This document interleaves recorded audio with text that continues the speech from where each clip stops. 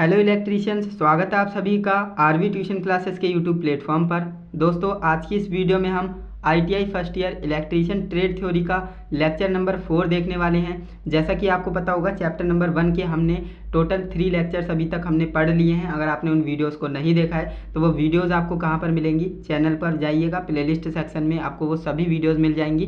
तो आपसे जो भी वीडियो मिस हो गई है तो वहाँ से जाकर आप उन वीडियोज़ को देख पाएंगे।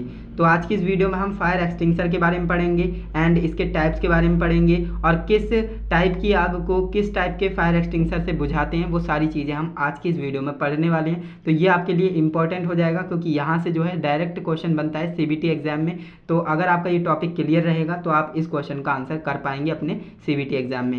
एंड जो स्टूडेंट्स हमसे रेगुलरली कनेक्ट हैं, रेगुलर पढ़ाई करते हैं, है ना, तो उन्हें पता होगा कि लास्ट क्लास में हमने क्या पढ़ा था। हमने आग के बारे में पढ़ा था, आग क्या होती है, कितने प्रकार की होती है ना, group A B C D, उन सभी के बारे में हमने जान लिया था। किस आग में कौन से फ्यूल से कौन सी आग लगती है, वो सारी चीज़ें हमने जान ली थी। अगर आपको वो पता नहीं है तो आपको हो सकता है ये टॉपिक समझ में ना आए, फायर एक्सटिंग्विशर वाला, क्योंकि ये कनेक्टेड है उससे। तो इसीलिए बोलूँगा, अगर आपने उस वीडियो को नहीं देखा है तो पहले उस वीडियो को देख लीजिए एंड इसके बाद ही इस वीडियो पर आइए, जिससे कि सारी चीज़ें आपको क्लियर हो सकें।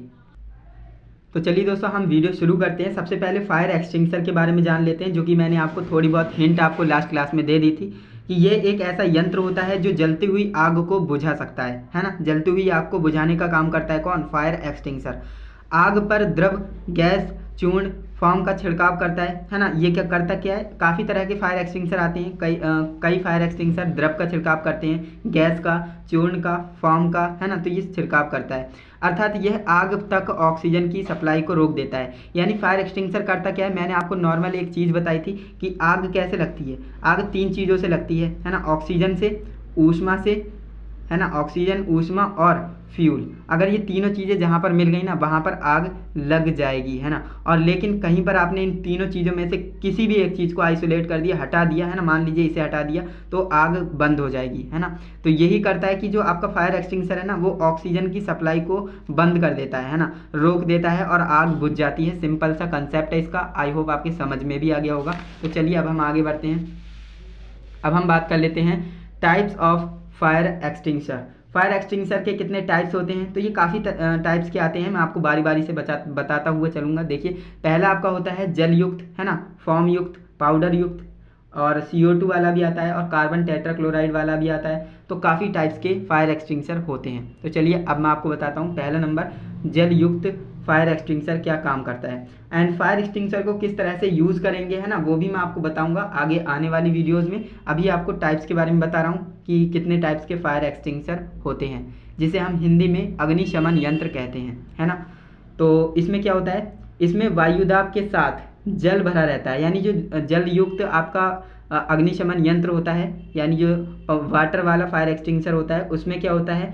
एक वायु दाब के कारण, है ना, जल भरा रहता है उसमें वायु दाब के साथ। इस यंत्र का उपयोग श्रेणी ए की आग बुझाने में, अब देखिए यहाँ पर आ गया ना, श्रेणी ए की आग बुझाने में इसका इस्तेमाल किया जाता है ना, इसका काम आता है। अब यहाँ पर बात करें श्रेणी ए में कैसे आग लगती है, तो ये आपको तभी समझ में आएगा जब आपने इससे पहले का लेक्चर देखा होगा। तो इसीलिए मैं आपको बोलता हूँ कि सारे के सारे जो लेक्चर्स होते हैं एक दूसरे से कनेक्टेड होते हैं एंड सीक्वेंस बहुत ज़्यादा मैटर करता है ना। तो इसीलिए मैं आपको बोलूँगा जिस सीक्वेंस पे मैं आपको पढ़ा रहा हूँ उस सीक्वेंस में आप पढ़ेंगे तो डेफिनेटली आपको सारी चीज़ें क्लियर होंगी, समझ में आएंगी। तो इस यंत्र का उपयोग हम श्रेणी ए की आग बुझाने में करते हैं। और श्रेणी ए में आग किससे लगती है? ठोस के कारण, जैसे लकड़ी हो गया, कपड़ा हो गया, कागज़ हो गया, है ना, इनसे जो भी आग लगेगी वो श्रेणी ए की आग होगी।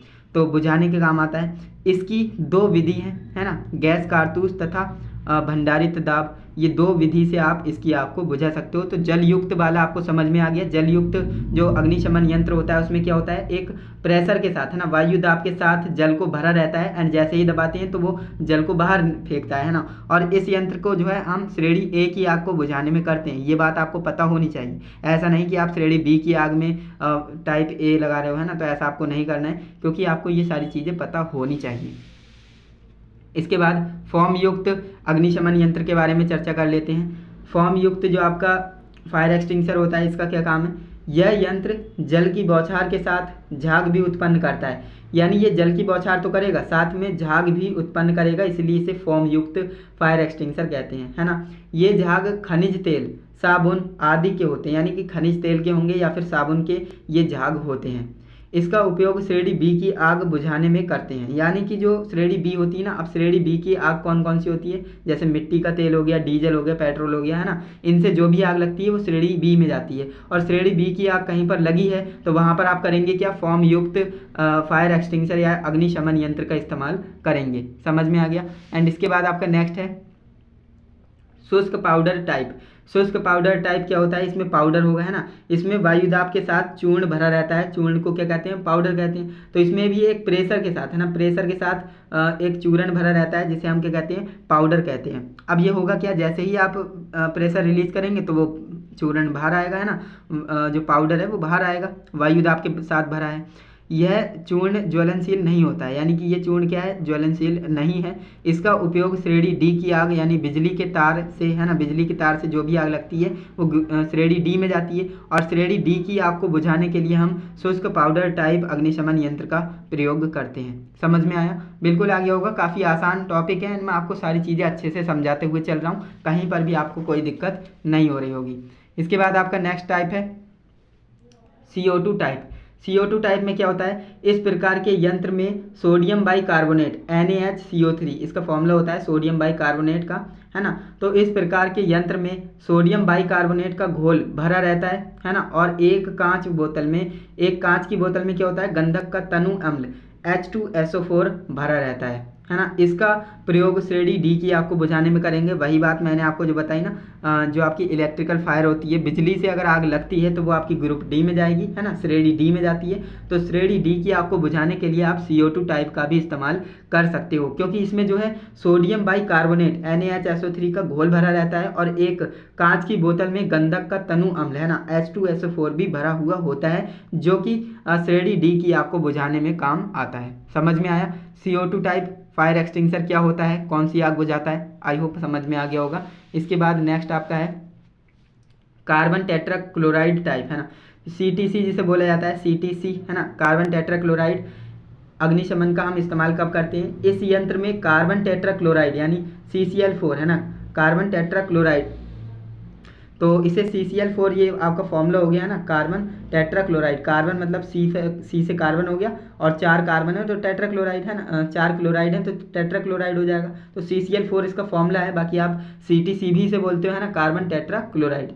तो इस यंत्र में कार्बन टेट्रा क्लोराइड अथवा ब्रोमोक्लोरो डाइफ्लोरोमेथेन, है ना, जिसे हम BFC कहते हैं, BFC, है ना, तो वायु दाब के साथ भरा होता है। इसमें वायु दाब के साथ क्या क्या भरा होगा, CCl4 और BFC भरा रहेगा, यानी कार्बन टेट्रा क्लोराइड और ब्रोमोक्लोरो डाइफ्लोरोमेथेन, ये दोनों वायु दाब के साथ भरे रहते हैं। इस प्रकार के यंत्र का प्रयोग सामान्यतः सभी प्रकार की आग को बुझाने में करते हैं। इसे हेलोन टाइप अग्निशमन भी कहते हैं, यानी जो CTC टाइप आपका अग्निशमन यंत्र है इसे हम क्या कहते हैं, हेलोन टाइप अग्निशमन भी कहते हैं। और एग्जाम में पूछा गया है हेलोन टाइप करके, है ना, तो कंफ्यूज मत होना, CTC को ही हम क्या कहते हैं, हेलोन टाइप अग्निशमन यंत्र कहते हैं।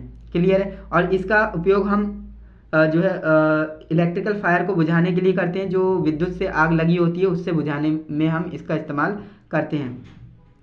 और इसका इस्तेमाल हम ओवरऑल सभी आगों को बुझाने के लिए कर सकते हैं, यहाँ पर लिख भी रखा है। सामान्यतः सभी प्रकार की आगों को बुझाने के लिए हम CTC टाइप फायर एक्सटिंग्विशर का इस्तेमाल कर सकते हैं।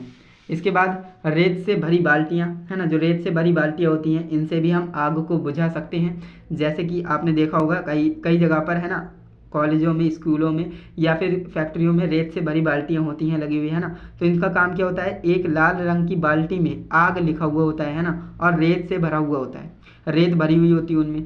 इसका प्रयोग विद्युत से लगी आग को बुझाने में करते हैं, है ना। विद्युत से लगी आग को बुझाने के लिए आप किसका इस्तेमाल कर सकते हो, CO2 का भी इस्तेमाल कर सकते हो, CO2 टाइप फायर एक्सटिंग्विशर का, CTC फायर एक्सटिंग्विशर का भी इस्तेमाल कर सकते हो और रेत का भी इस्तेमाल कर सकते हो। ध्यान देने वाली बात यह है, आपको पानी का इस्तेमाल नहीं करना है, पानी से और बढ़ जाएगी आग, बुझेगी नहीं, है ना। तो रेत से भरी बाल्टी कैसी होती है एक बार दिखा देते हैं। ये आपका होता है ना, कुछ इस तरह से आपने देखा होगा, स्टैंड बना रहता है और बाल्टियाँ भरी रहती हैं, आग लिखा हुआ होता है और इनमें क्या होता है, रेत भरी होती है ना, क्या होता है।